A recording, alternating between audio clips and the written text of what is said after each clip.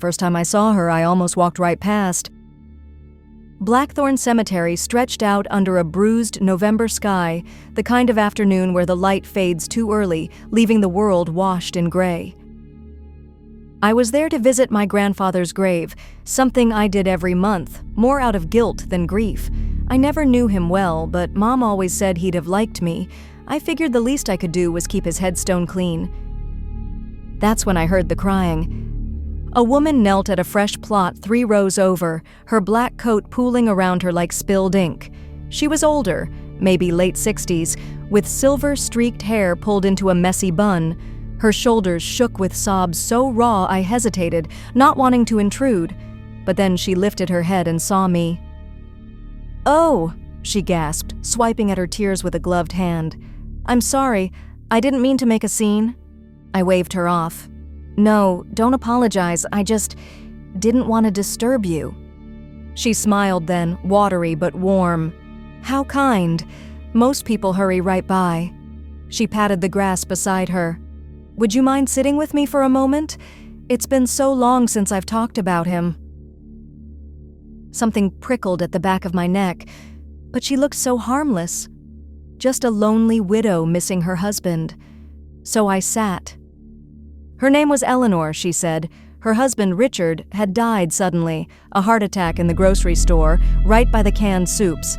She laughed when she told me, like it was absurd, dying next to the cream of mushroom. I laughed too, and for 20 minutes, it was almost nice. Then she winced, gripping her knee. "Oh, my arthritis," she muttered. "Would you help me to my car? It's just up the lane." I stood automatically, offering my arm, but as she leaned into me, her weight felt deliberate, like she was testing my strength. "You're such a good girl," she murmured. "Richard would have liked you." That's when I saw it. The van parked crookedly at the curb, no handicapped placard, no elderly-friendly modifications, just a plain white van with tinted windows and a dented bumper, and the side door was slightly open. I stopped walking. "Actually, I should call someone for you. A nurse, or..." Her grip on my arm tightened. "Don't be silly. I just need a little help." Her voice had changed. The tremor was gone. I wrenched free so fast she stumbled. For a heartbeat, we just stared at each other. Then her face twisted, not into anger, but something worse. Disappointment. "Well," she sighed, straightening up with a grunt. "That's a shame." She walked to the van without another word, her gait suddenly steady. The door slid open.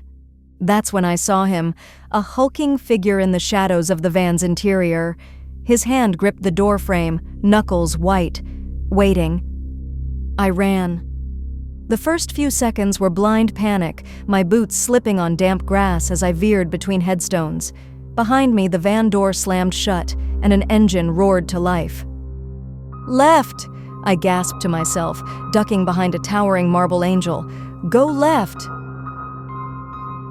The van's tires screeched as it lurched forward, speeding down the narrow cemetery lane. I dropped to my hands and knees, crawling behind a row of low hedges. My breath came in ragged gulps, my pulse pounding in my ears. From my hiding spot, I saw the van slow to a crawl, its brake lights glowing red in the gathering dusk. The passenger window rolled down, and Eleanor's voice floated out, sweet as poisoned honey. "Darling, are you hurt? Let us help you." I pressed my face into the cold earth, willing myself to disappear. The van idled for what felt like hours. Then, with a muttered curse from the driver, it accelerated away, spraying gravel. I waited until the sound of the engine faded completely before I moved. My hands shook as I pulled out my phone, my fingers leaving smears of dirt on the screen. The police found the van abandoned in a Walmart parking lot 2 towns over. No sign of Eleanor, no sign of the man in the shadows, just a single black glove on the passenger seat and a list of names scribbled on a gas station receipt. Mine was third from the top. I don't visit cemeteries alone anymore, and when I do go, I bring my brother's hunting dog, a snarling, 100-pound German shepherd who doesn't trust strangers, especially not little old ladies. Because here's the thing about predators, they don't always look like monsters. Sometimes they look like grieving widows. Sometimes they sound like concerned grandmothers. And sometimes they leave their gloves behind like a promise. We'll try again.